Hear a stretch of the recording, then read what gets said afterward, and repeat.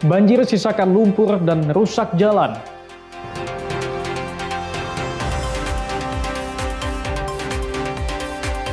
Pengemudi Max Ride tolak penurunan tarif.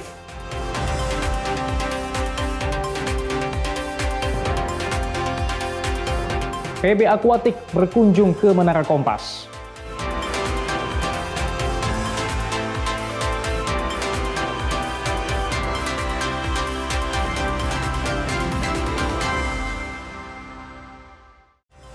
Halo, selamat pagi saudara. Kompas Pagi hari ini hadir dengan beragam informasi penting dan menarik dari Sumatera bagian utara. Selain 3 sorotan tadi, sejumlah informasi lainnya akan kami sajikan dalam Kompas Pagi. Bersama saya Emir Syafurba, inilah Kompas Pagi selengkapnya di Kompas TV, independen terpercaya.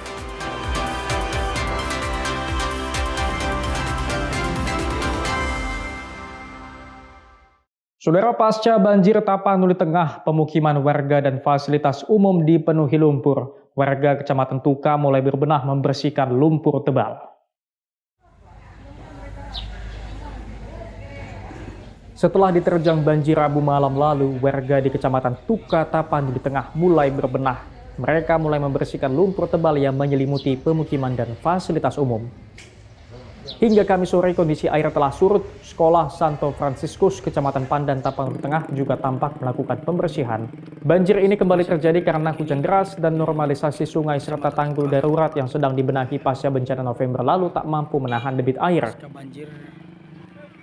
Di Kecamatan Tuka, banjir menyisakan lumpur. Badan jalan rusak akibat tergerus aliran banjir. Mewaspadai terjadinya longsor, masyarakat telah diimbau untuk evakuasi. Sebelumnya, bulan November tahun lalu, longsor dan banjir melanda Kabupaten Tapanuli Tengah, menyebabkan puluhan ribu warga mengungsi, 100 lebih meninggal dunia, korban meninggal terbanyak dari Kecamatan Tuka. Rauganda Malau, Kompas TV, Tapanuli Tengah, Sumatera Utara. Saudara, aktivitas 6 sindikat penyelewengan BBM bersubsidi di Kota Medan diungkap personil Satreskrim Polrestabes Medan. SK terlihat. Oke. Terlihat. Oke. Nah, pelan-pelan.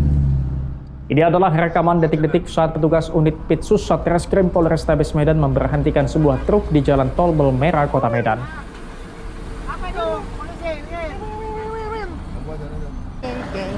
Truk ini bermuatan sejumlah baby tank berisikan BBM berjenis solar subsidi yang didapat dari sejumlah SPBU melalui pengisian normal layaknya kendaraan lain pada umumnya. Dari truk ini petugas menemukan sekitar 2 ton solar subsidi yang diduga hendak dijual ke perusahaan dengan harga solar industri. Kapolres Tabes Medan Komisaris Besar Polisi Jian Calvin Simanjuntak mengungkapkan selain sindikat ini terdapat 5 sindikat lagi yang ditangkap karena terlibat dalam praktik penyelewengan BBM dengan beragam modus berbeda. Tidak hanya penyelewengan BBM jenis solar, terdapat pula sindikat penyelewengan BBM jenis Pertalite yang diungkap Polrestabes Medan dengan sumber BBM yang sama yakni berasal dari SPBU. Dalam praktiknya, 6 sindikat yang ditangkap mendapat BBM dari SPBU dengan mudah usai bekerja sama dengan operator SPBU. Total terdapat 10 tersangka yang ditangkap dalam kasus penyelewengan BBM bersubsidi ini. Barang bukti BBM yang berhasil disita dan ditangkap, Pertalite ada 256 liter dan solar ada 14 ton. Tersangka secara keseluruhan ada 10 tersangka. Dari ke-10 tersangka ini setidaknya ada 3 operator SPBU. Dalam kasus ini, polisi turut menyita barang bukti BBM jenis solar sebanyak 14 ton, sedangkan BBM jenis Pertalite sebanyak 256 liter. Ferry Irawan, Kompas TV Medan, Sumatera Utara. Saudara, sebanyak 249 mahasiswa Sekolah Tinggi Ilmu Kepolisian Angkatan 83 gelar pengabdian masyarakat di lokasi bencana Aceh. Mereka membuka layanan kesehatan gratis, pembuatan sumur, hingga trauma healing.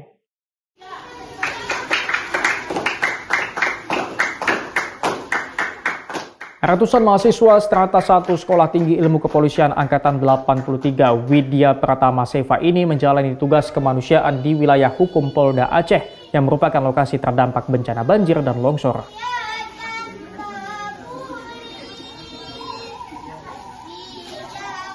Dalam bakti sosial ini, para mahasiswa membantu warga dengan membuka layanan pengobatan gratis, pembuatan sumur untuk air bersih, penyaluran bantuan sosial, hingga trauma healing bagi anak dan kelompok rentan. Mereka menjalani aksi kemanusiaan di 12 Polres di Provinsi Aceh dengan tetap menjaga kearifan lokal.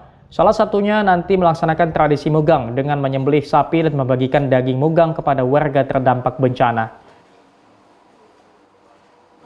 Melaksanakan kegiatan yang utama membantu masyarakat yang terdampak bencana, mulai dari kegiatan trauma healing, bakti sosial, dan melaksanakan perbantuan dan belajar manajemen logistik. Termasuk juga ada kegiatan kearifan lokal menjelang bulan Ramadan. Dengan pengabdian masyarakat ini, mahasiswa dipersiapkan menjadi calon pemimpin Polri masa depan yang punya kepekaan sosial, empati, dan kemampuan berpikir jernih dalam situasi krisis seperti menghadapi bencana dan sosialisasi dengan warga korban bencana. Mustajab, Kompas TV, Banda Aceh, Aceh. Saudara, seekor harimau Sumatera terekam kamera masuk ke pekarangan rumah warga di Kabupaten Siak, Riau. Hewan buas itu disebutkan sempat memangsa hewan ternak dan kucing. Itulah rekaman kamera pengawas yang terpasang di rumah warga. Seekor harimau Sumatera terlihat masuk ke pekarangan rumah warga di Benteng Hulu, Kecamatan Mampura, Kabupaten Siak, Riau. Menurut laporan warga, hewan buas tersebut telah memangsa hewan ternak dan kucing warga. Tim BBKSDA Riau telah terjun ke lokasi dan memeriksa jejak harimau. Hasilnya, tim BBKSDA Riau menemukan tapak harimau ukuran 12 cm. Diperkirakan jumlahnya hanya satu individu dan ditaksir berusia 4 tahun atau remaja. Lokasi rumah warga ini disebutkan masih dalam area jelajah harimau Sumatera, kantong Taman Nasional Zamrud.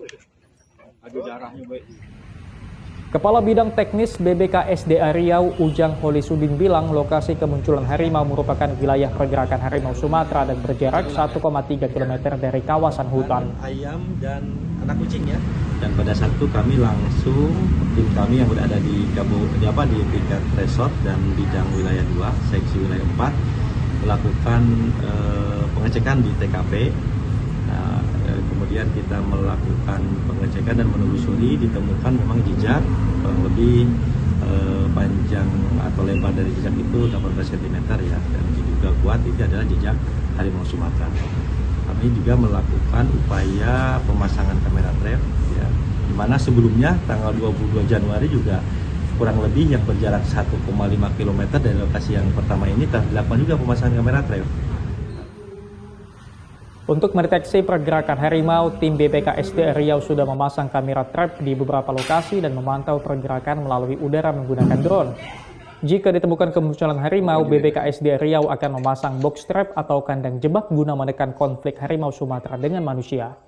BBKSDA Riau mengimbau masyarakat untuk tetap waspada dan tidak melepaskan hewan ternak. Sawino Ardi, Kompas TV, Siak, Riau. Saudara, kesal permintaan berhubungan intim ditolak, seorang suami di Rokan Hilir, Riau tega menganiaya istri dan anak tirinya. Akibatnya wajah kedua korban babak belur dipukul. Peristiwa kekerasan dalam rumah tangga atau KDRT menimpa seorang ibu rumah tangga warga Bagan Batu, Rokan Hilir, Riau. Korban MS bersama putranya mengalami penganiayaan berat yang dilakukan oleh FS yang merupakan suaminya sendiri. Peristiwa penganiayaan ini dipicu lantaran MS menolak ajakan berhubungan intim oleh suaminya. Kesal permintaan ditolak, FS kalap dan menganiaya istrinya itu. Tak sampai di situ, RA yang merupakan anak sambung pelaku juga ikut dianiaya. Korban mengalami luka yang cukup serius di bagian muka dan mata. Melihat wajah korban yang babak belur, warga kemudian mendatangi rumah korban dan berhasil mengamankan pelaku. FS kemudian diserahkan ke pihak kepolisian untuk mempertanggungjawabkan perbuatannya. Tersangka meminta berhubungan badan kepada korban, yaitu istri tersangka, pada pukul 04.00, namun pada saat itu korban tidak memenuhi permintaan dari tersangka. Kini pelaku telah ditetapkan menjadi tersangka. Pelaku KDRT ini dijerat pasal 44 Undang-Undang Republik Indonesia Nomor 23 Tahun 2004 tentang penghapusan kekerasan dalam rumah tangga dengan ancaman maksimal 10 tahun penjara. Sawino RD, Kompas TV, Raukan Hilir, Riau. Pengemudi Maxride protes, saksikan usai jeda.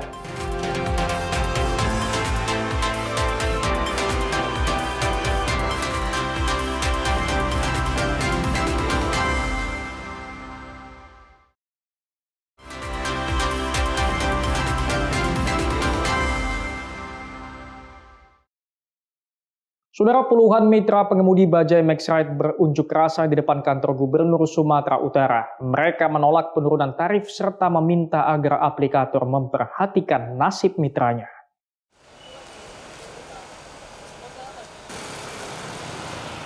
Kebijakan aplikator dalam menurunkan tarif di harga Rp11.000 mendapat kecaman dari mitra pengemudi bajai Maxride.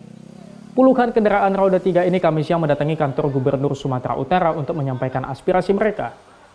Mereka menuntut pihak manajemen bajai Maxride agar segera mengembalikan tarif dasar Rp14.000. Kebijakan penurunan tarif untuk menarik konsumen dinilai tidak tepat. Koordinator aksi Putra bilang aplikator harus melibatkan mitra dalam menyusun kebijakan sehingga mendapatkan jalan tengah dan tidak semena-mena. Pemerintah Sumatera Utara berjanji penyusunan regulasi ini akan segera dilakukan, terutama penyesuaian tarif. Ya, penetapan tarif yang sesuai. Ya, aplikasi yang sesuai terus yang kami rasakan sampai ini. Kebijakan yang sangat menyusahkan driver. Sementara itu, mitra pengemudi bajai Maxride Baktiar Ahmad bilang tiap hari mitra pengemudi harus membayar biaya sewa unit kendaraan sebesar Rp95.000 kepada perusahaan.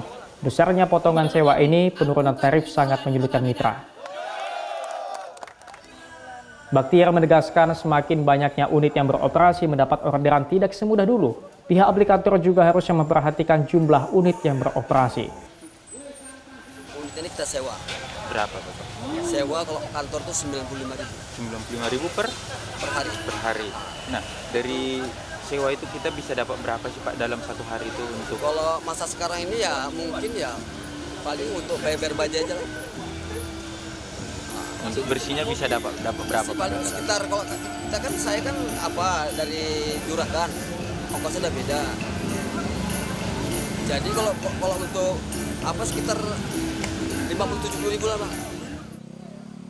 Aksi ini sempat dimediasi oleh pemerintah Provinsi Sumatera Utara. Dalam pertemuan itu, pemerintah daerah berjanji akan segera merapikan regulasi, terutama penyesuaian tarif. Rauganda Malau, Kompas TV, Medan, Sumatera Utara. Saudara, warga korban banjir bandang di Kelurahan Hutana Bolon, Kecamatan Tuka, Kabupaten Tapanuli Tengah, Sumatera Utara kembali mengungsi setelah daerah mereka kembali diterjang banjir. Tempat tinggal mereka tertimbun material lumpur dan pasir. Beginilah suasana pengungsian di Kecamatan Tuka, Tapanuli Tengah, Sumatera Utara pada Kamis malam. Warga korban banjir bandang yang kembali terjadi pada Rabu sore kemarin di Kelurahan Hutana Bolon, Kecamatan Tuka, Tapanuli Tengah, Sumatera Utara terpaksa tinggal di pengungsian. Warga memilih tinggal di pengungsian karena takut akan banjir susulan. Sementara kondisi rumah mereka kini masih terendam material lumpur, kayu, dan pasir.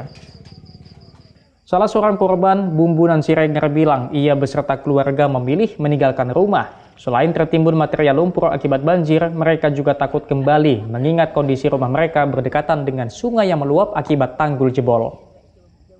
Kondisi rumah Ibu sekarang seperti apa? Kondisi rumahnya sekarang lagi tertimbun, air di dalam terkurung, nggak bisa keluar karena banyak timbunan pasir sama batu. Itu airnya gimana Bu? Karena apa? Karena tanggulnya Karena jebol? tanggulan jebol dari atas, rumah kita terbenam gitu. Air ke depan nggak bisa lagi mengalir ke depannya. Artinya sekarang Ibu udah tinggal di pengungsian Bu ya? Di pengungsian lah balik lagi. Apalah harapan Ibu? Harapan kami karena rumah kami masih utuh, harapan kami harus pemerintah lah menangani aliran sungai di atas rumah kami. Artinya?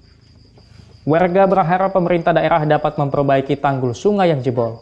Dari data pemerintah Tapanuli Tengah, terdapat 6 kecamatan di wilayah ini terdampak, mulai dari fasilitas umum seperti jalan hingga pemukiman warga ikut rusak. Khairul Bazar, Kompas TV, Tapanuli Tengah, Sumatera Utara. Saudara, mahasiswa dari Banda Aceh ajarkan ibu-ibu korban banjir di Aceh Timur membuat abon kemamah dan sabun cuci piring herbal. Kegiatan ini diharapkan mampu menumbuhkan kembali semangat geliat ekonomi masyarakat desa. Begitulah suasana warga Senobok Simpang, Kecamatan Darul Aman, Aceh Timur. Salah satu desa yang terdampak parah akibat banjir bandang yang melanda Aceh pada 26 November 2025 lalu. Untuk membantu warga, mahasiswa Universitas Syah Kuala melaksanakan pengabdian masyarakat dengan mengajarkan pembuatan produk olahan rumah tangga.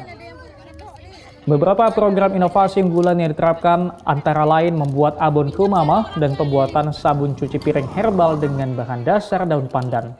Selain itu, mahasiswa juga mengajarkan pembuatan pupuk kompos dari sampah organik serta pembuatan rumah kaca untuk menanam tumbuhan obat lokal dan tanaman pangan. Oleh karenanya, inovasi yang kita usulkan untuk program pemberdayaan masyarakat di sini adalah pembuatan abon kemamah. Jadi kalau misalnya standarnya orang Aceh itu makan kemamah dengan yang agak agak berkuah atau mungkin masih basah. Nah, kita menawarkan yang merupakan abon sehingga ini tahan lama, disimpan dan bisa digunakan untuk juga mendapatkan menjadikan income bagi keluarga yang merupakan bisnis tambahan dari masyarakat tempatan di sini. Semua bahannya bisa ditemui di desa, serta cara pembuatannya sangat sederhana sehingga bisa dilanjutkan nantinya oleh masyarakat. Tak hanya mengajari warga proses pembuatan, alat-alatnya juga mereka sediakan secara gratis untuk warga. Bagi ibu-ibu ada ilmunya dari cara pembuatan sabun, pembuatan jamu, pembuatan abon, itu menambah ilmu pengetahuan bagi masyarakat. Bisa. Khususnya ibu-ibu PKK, kader posyandu, sangat membantu. Dengan adanya sarana yang sudah tersedia, diharapkan bisa dilanjutkan oleh warga sehingga bisa menambah pendapatan warga di tengah pemulihan bencana. Nova Misdayanti, Kompas TV, Aceh Timur, Aceh. Saudara, 153 orang pelajar di Kabupaten Dairi mengalami sakit perut dan diare. Mereka dilarikan ke rumah sakit setelah mengalami keracunan makanan usai menyantap makan bergizi. Usai menyantap makanan bergizi, sebanyak 153 pelajar di SMK swasta HKBP Sidikalang Kabupaten Dairi mengalami keracunan. Rata-rata mengalami keluhan sakit perut dan diare parah. Guru di sekolah ini menjelaskan sakit perut dan diare yang dialami siswa cukup parah. Gejala tersebut terjadi pada saat bangun tidur. Puncaknya pada Selasa siang, seratusan siswa jatuh sakit saat jam belajar berlangsung. Sakit atau kurang sehat karena diare. Setelah dikasih obat pertolongan terus stop. Kebetulan stok kita habis, kita beli dari luar. Bertambah lagi siswanya. Mereka akan bawa lagi ke rumah sakit jam 11. Awalnya mengeluhnya tadi jam berapa, Nana? Kalau dari jam 8 pagi sudah ada. Sudah ada keluar? Sudah banyak kita pulangkan ke rumah. Minta izin karena sakit-sakit semua. Diketahui seratusan siswa mengalami keracunan makanan pada Rabu siang, dan hari ini diketahui sebanyak 14 siswa dari sekolah yang berbeda juga mengalami keracunan makanan. Hendri Setiawan, Kompas TV, Dairi, Sumatera Utara. Saudara, jelang Ramadan, pemerintah Kota Banda Aceh menggelar operasi pasar murah untuk menjaga stabilitas pasokan dan harga pangan. 2.600 paket sembako dijual murah dengan harga subsidi seharga Rp50.000 per paket.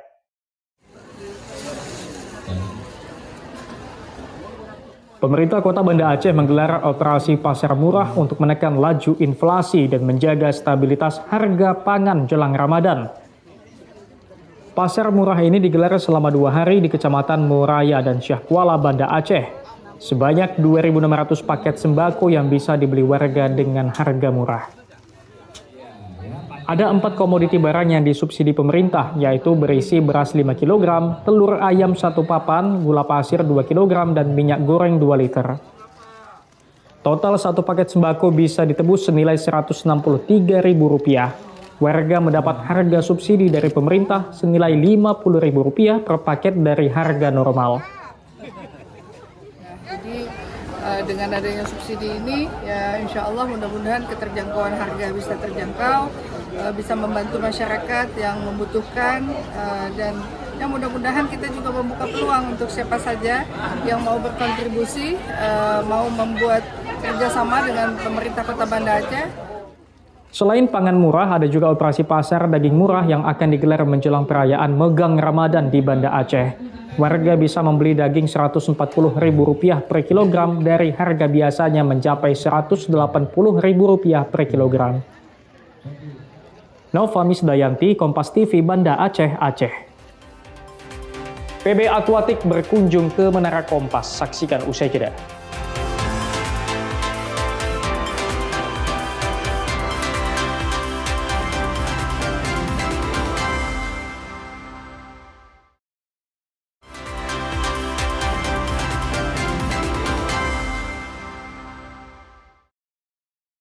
Saudara, berkunjung ke Menara Kompas, PB Aquatic Indonesia sosialisasikan sejumlah agenda dan pertandingan penting sepanjang 2026. Rombongan PB Aquatic Indonesia yang dipimpin Wakil Ketua Umum Harlin Raharjo mengunjungi Menara Kompas Rabu sore. Kunjungan ini digelar dalam rangka sosialisasi agenda dan pertandingan yang digelar sepanjang 2026, diantaranya kejuaraan Asia Renang Perairan Terbuka 2026. Agenda bertajuk Asian Open Water Swimming 2026 ini akan digelar 13 hingga 14 Juni di Bali. Sedikitnya akan ada 500 atlet terbaik dari kawasan Asia yang ambil bagian dalam event ini termasuk Indonesia. PB Aquatic sendiri memang tengah gencar mempromosikan renang perairan terbuka. Selain di Bali, kompetisi renang perairan terbuka berskala nasional juga akan dihelat di Bangka dan Lombok.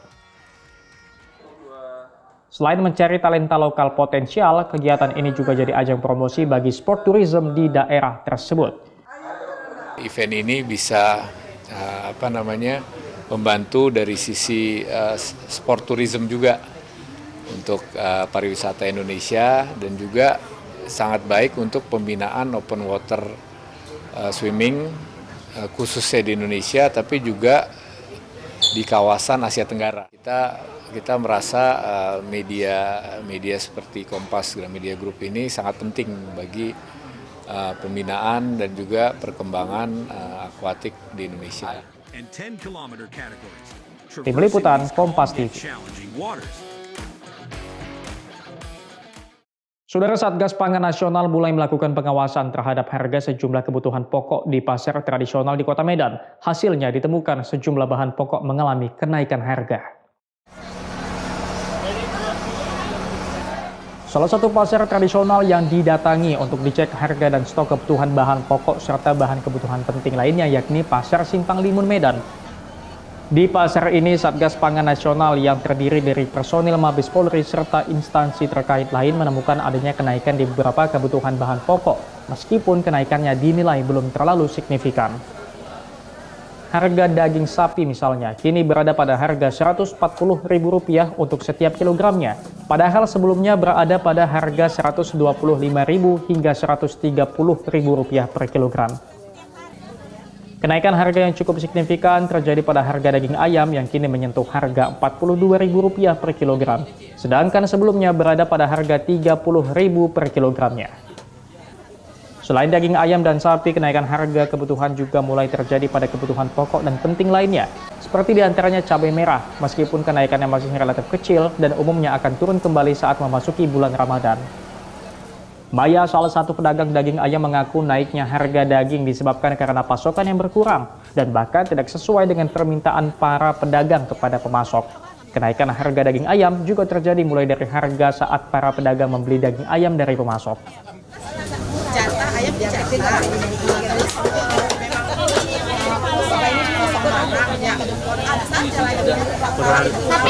per hari jatahnya berapa ya? Per hari Jatahnya berapa ya? Kami, kadang nanti kalau kita 50 suka dapat 30. Kalau warung bentar aja lah. Bu, tadi kan harganya 42, Bu. Kalau normalnya berapa ya, Bu? Kalau normal biasanya Pak, sebenarnya ya kalau atas itu 30 sama. Kalau ini sebenarnya udah harga lebih dari lebaran. Kalau lebaran biasa 40 udah paling tinggi. Sementara itu, Tim Satgas Pangan Nasional Komisaris Besar Polisi Nasrun Pasaribu menyebut kenaikan beberapa harga di pasar tradisional yang ada di Kota Medan masih cenderung berada dalam batas wajar. Namun, jika nantinya kenaikan dinilai semakin tidak wajar, terlebih disebabkan karena adanya penimbunan maupun permainan, maka Satgas Pangan Nasional akan mengambil tindakan. Untuk melihat bagaimana situasi dan kondisi pada saat ini, apakah ada gejolak ataupun ada peningkatan. Sampai dengan saat ini kami melakukan bersama-sama, yaitu masih normal dan masih stabil. Pak, tadi ada harga daging ayam dan daging sapi mengalami kenaikan. Ya, masih di bawah rata-rata, Bu ya, masih di bawah rata-rata, masih normal dia, tidak naik melebihi daripada harga yang ditetapkan ataupun yang lain. Ferry Irawan, Kompas TV, Medan, Sumatera Utara.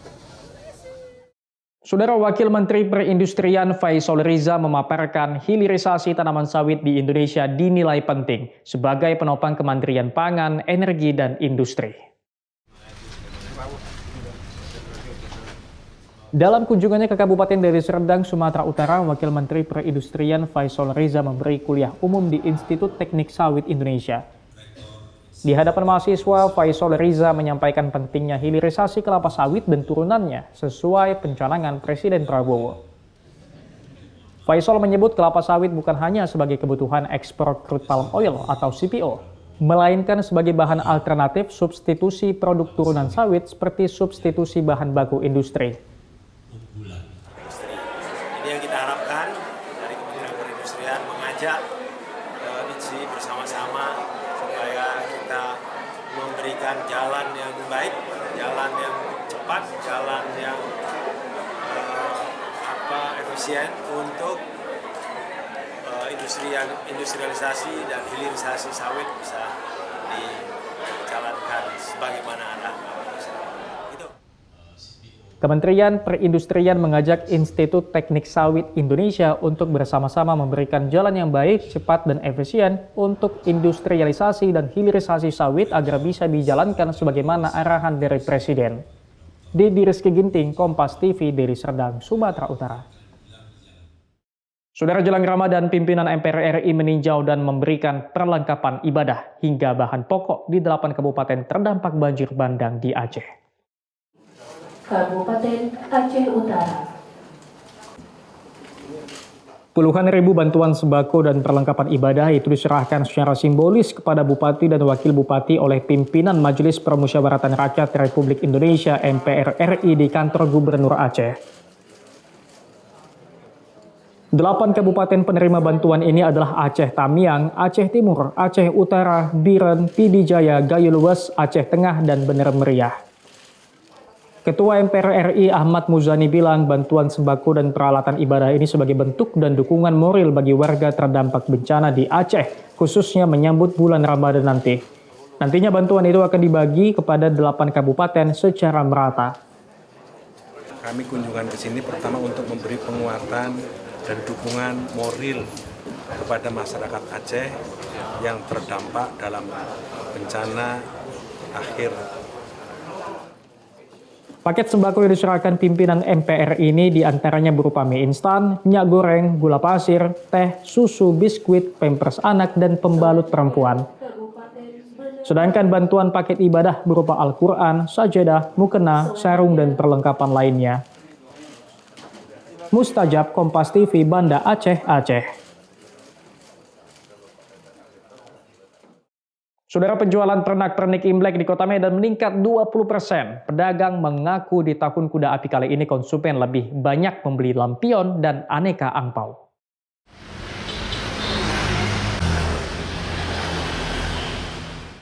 Jelang perayaan Imlek, pernak-pernik lampion dan angpau berbagai jenis laku keras. Di toko Acai Jaya, Jalan Brigjen Katamso, Kota Medan, sudah dipadati pembeli sejak sepekan terakhir. Di toko ini beragam aneka hiasan khas Imlek dapat ditemui, mulai dari lampion, angpau, ornamen shio, dan berbagai dekorasi khas Imlek, sehingga toko ini sudah ramai dikunjungi konsumen menjelang perayaan Tahun Baru Imlek. Aliansa, pemilik toko, mengatakan Tahun Baru Imlek kali ini konsumen juga lebih banyak membeli produk lampion dan angpau, mengingat dua produk ini akan selalu diganti setiap tahunnya. Lampion tiap tahun harus diganti karena sudah usang dan rusak. Selain itu, pergantian lampion memaknai simbol harapan baru, begitu juga dengan angpau. Terutama di sini memburu lampion. Lampion kita menyediakan ratusan model lampion. Segala lampion yang ada di pasaran kita di sini ada. Dari kecil sampai yang besar, mulai dari bahannya, dari kertas, dari bahan-bahan plastik, dari bahan parasut, dari kain, dari mika, dari akrilik, kita lengkap semua di sini. Terus angpau lagi satu-satunya yang paling diburu orang. Angpau yang bergambar kuda yang dengan harga sangat terjangkau. Tak hanya melayani pembeli dari Kota Medan, toko pernak-pernik Imlek ini juga menjadi tujuan belanja bagi konsumen dari berbagai daerah di Sumatera seperti Aceh dan Pekanbaru. Salah satu konsumen, Lina, menyebut dirinya setiap tahun berbelanja pernak-pernik Imlek di toko ini. Selain harga yang tergolong murah, toko ini juga termasuk toko terlengkap menjual pernak-pernik di Kota Medan.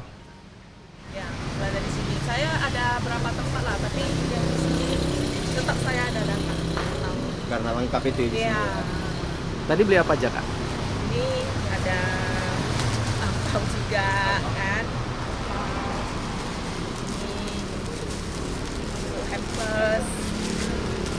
Hamper bag gitu ya. Kita dari mana, Kak? Medan kan dari Medan. Dedi Rizky Ginting, Kompas TV, Medan, Sumatera Utara. PSSI tunjuk 2 asisten pelatih lokal. Saksikan usai jeda.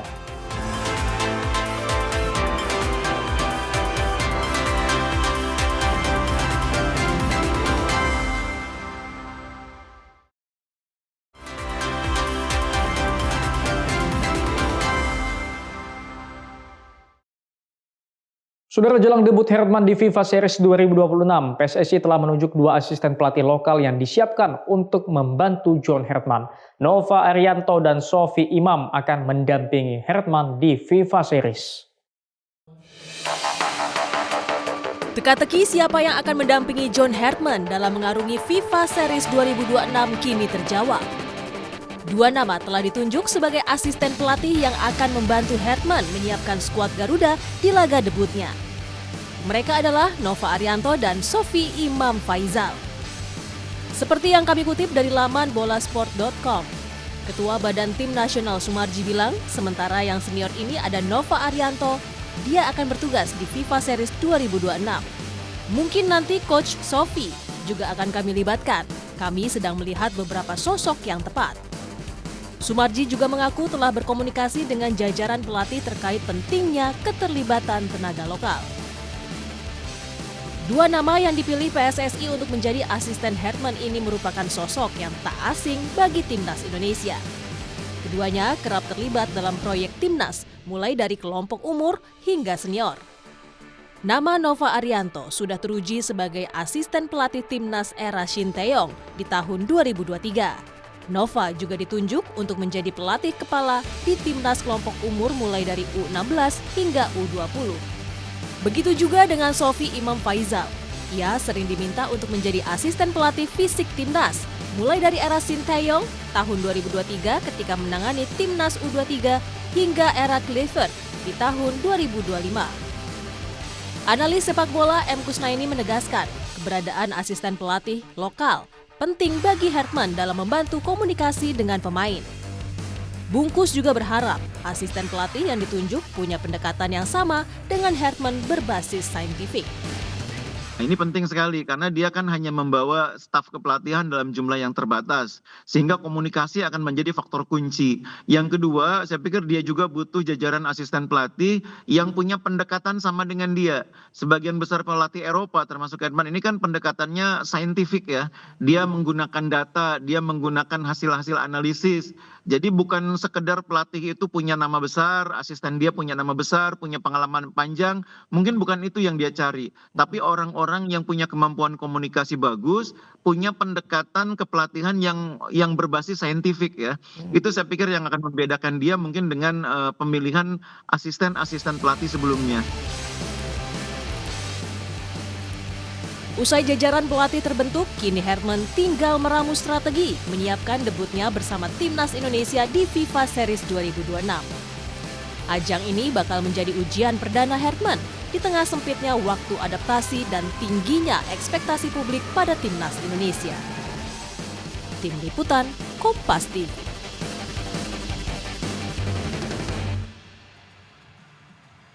Saudara, krisis pemain depan menimpa Persebaya Surabaya jelang bentrok Bayangkara FC di Pekan 21 Super League Indonesia.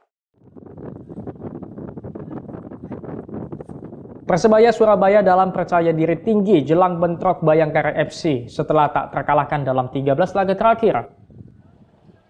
Sayang badai cedera menimpa bajul ijo, trio lini serang Mikhailo Perovic, Bruno Paraiba, dan Malik Rizaldi harus naik meja perawatan. Celakanya tak tersedia lagi pemain berposisi menyerang dalam kondisi fit.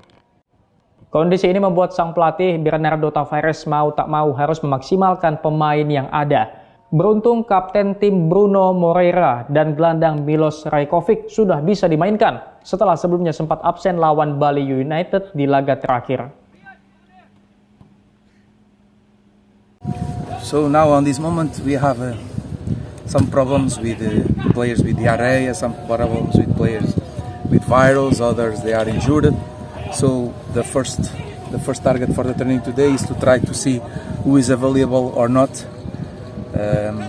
for the next match.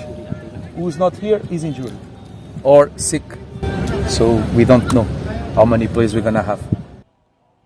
Tim Liputan, Kompas TV.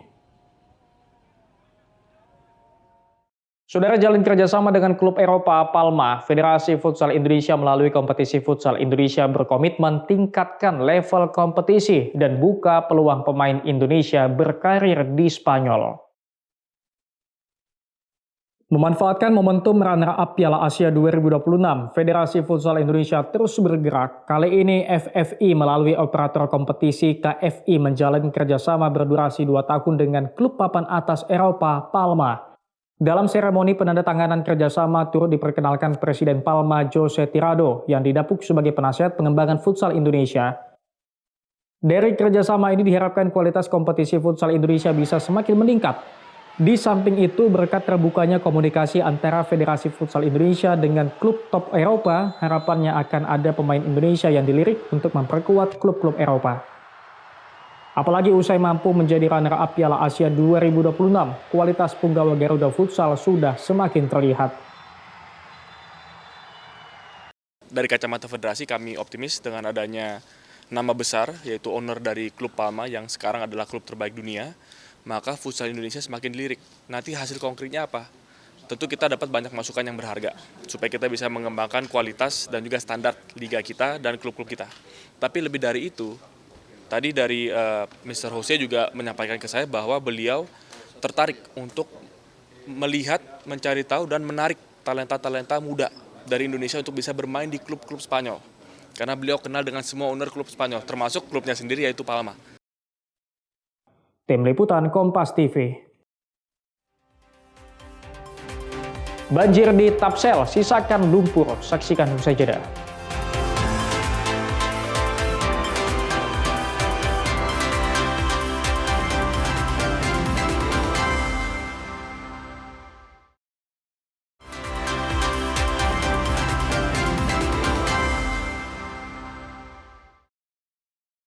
Saudara, pasca banjir Tapanuli Tengah, pemukiman warga dan fasilitas umum dipenuhi lumpur. Warga Kecamatan Tuka mulai berbenah membersihkan lumpur tebal.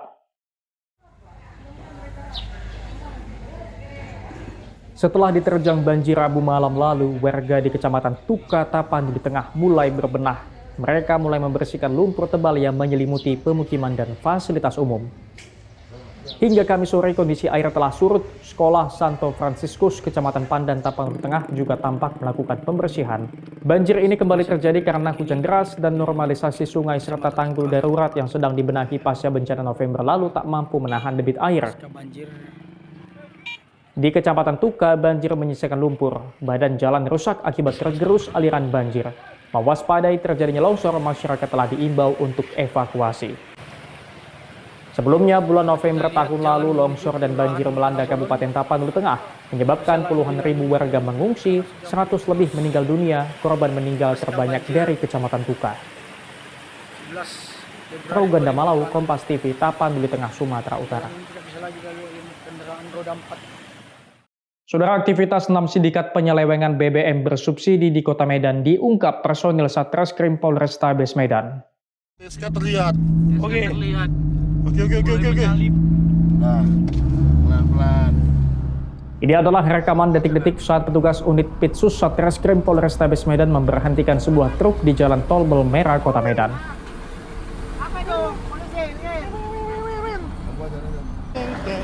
Truk ini bermuatan sejumlah baby tank berisikan BBM berjenis solar subsidi yang didapat dari sejumlah SPBU melalui pengisian normal layaknya kendaraan lain pada umumnya. Dari truk ini petugas menemukan sekitar 2 ton solar subsidi yang diduga hendak dijual ke perusahaan dengan harga solar industri. Kapolres Tabes Medan Komisaris Besar Polisi Jian Calvin Simanjuntak mengungkapkan selain sindikat ini terdapat 5 sindikat lagi yang ditangkap karena terlibat dalam praktik penyelewengan BBM dengan beragam modus berbeda. Tidak hanya penyelewengan BBM jenis solar, terdapat pula sindikat penyelewengan BBM jenis Pertalite yang diungkap Polres Tabes Medan dengan sumber BBM yang sama yakni berasal dari SPBU. Dalam praktiknya, 6 sindikat yang ditangkap mendapat BBM dari SPBU dengan mudah usai bekerja sama dengan operator SPBU. Total terdapat 10 tersangka yang ditangkap dalam kasus penyelewengan BBM bersubsidi ini. Barang bukti BBM yang berhasil disita dan ditangkap, Pertalite ada 256 liter dan solar ada 14 ton. Tersangka secara keseluruhan ada 10 tersangka. Dari ke-10 tersangka ini setidaknya ada 3 operator SPBU. Dalam kasus ini polisi turut menyita barang bukti BBM jenis solar sebanyak 14 ton, sedangkan BBM jenis Pertalite sebanyak 256 liter. Ferry Irawan, Kompas TV Medan, Sumatera Utara. Saudara, sebanyak 249 mahasiswa Sekolah Tinggi Ilmu Kepolisian Angkatan 83 gelar pengabdian masyarakat di lokasi bencana Aceh. Mereka membuka layanan kesehatan gratis, pembuatan sumur, hingga trauma healing.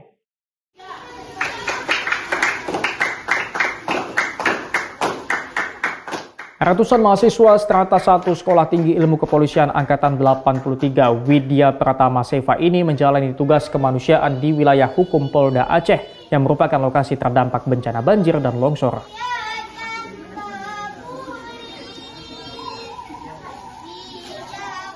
Dalam bakti sosial ini, para mahasiswa membantu warga dengan membuka layanan pengobatan gratis, pembuatan sumur untuk air bersih, penyaluran bantuan sosial, hingga trauma healing bagi anak dan kelompok rentan. Mereka menjalani aksi kemanusiaan di 12 Polres di Provinsi Aceh dengan tetap menjaga kearifan lokal. Salah satunya nanti melaksanakan tradisi mugang dengan menyembelih sapi dan membagikan daging mugang kepada warga terdampak bencana. Melaksanakan kegiatan yang utama membantu masyarakat yang terdampak bencana, mulai dari kegiatan trauma healing, bakti sosial, dan melaksanakan perbantuan dan belajar manajemen logistik. Termasuk juga ada kegiatan kearifan lokal menjelang bulan Ramadan. Dengan pengabdian masyarakat ini, mahasiswa dipersiapkan menjadi calon pemimpin Polri masa depan yang punya kepekaan sosial, empati, dan kemampuan berpikir jernih dalam situasi krisis seperti menghadapi bencana dan sosialisasi dengan warga korban bencana. Mustajab, Kompas TV, Banda Aceh, Aceh. Saudara, seekor harimau Sumatera terekam kamera masuk ke pekarangan rumah warga di Kabupaten Siak, Riau. Hewan buas itu disebutkan sempat memangsa hewan ternak dan kucing. Itulah rekaman kamera pengawas yang terpasang di rumah warga. Seekor harimau Sumatera terlihat masuk ke pekarangan rumah warga di Benteng Hulu, Kecamatan Mampura, Kabupaten Siak, Riau. Menurut laporan warga, hewan buas tersebut telah memangsa hewan ternak dan kucing warga. Tim BBKSDA Riau telah terjun ke lokasi dan memeriksa jejak harimau. Hasilnya, tim BBKSDA Riau menemukan tapak harimau ukuran 12 cm. Diperkirakan jumlahnya hanya 1 individu dan ditaksir berusia 4 tahun atau remaja. Lokasi rumah warga ini disebutkan masih dalam area jelajah harimau Sumatera, kantong Taman Nasional Zamrud. Kepala Bidang Teknis BBKSDA Riau, Ujang Holisudin bilang lokasi kemunculan harimau merupakan wilayah pergerakan harimau Sumatera dan berjarak 1,3 km dari kawasan hutan. Ayam dan anak kucing ya. Dan pada saat itu kami langsung, tim kami yang berada di tingkat resort dan bidang wilayah 2, seksi wilayah 4, melakukan pengecekan di TKP. Kemudian kita melakukan pengecekan dan menelusuri, ditemukan memang jejak kurang lebih panjang atau lebar dari jejak itu 18 cm ya, dan juga kuat itu adalah jejak harimau Sumatera. Kami juga melakukan upaya pemasangan kamera trap ya, di mana sebelumnya tanggal 22 Januari juga kurang lebih yang berjarak 1,5 km dari lokasi yang pertama ini telah dilakukan juga pemasangan kamera trap. Untuk mendeteksi pergerakan harimau, tim BBKSDA Riau sudah memasang kamera trap di beberapa lokasi dan memantau pergerakan melalui udara menggunakan drone. Jika ditemukan kemunculan harimau, BBKSDA Riau akan memasang box trap atau kandang jebak guna menekan konflik harimau Sumatera dengan manusia. BBKSDA Riau mengimbau masyarakat untuk tetap waspada dan tidak melepaskan hewan ternak. Sawino Ardi, Kompas TV, Siak, Riau. Sampai di sini Kompas Pagi hari ini. Anda bisa menyimak video tayangan kami di kompas.tv atau menyaksikan secara langsung via streaming di kompas.tv/live. Kami undur diri, tetap saksikan rangkaian program berita hanya di Kompas TV, independen terpercaya.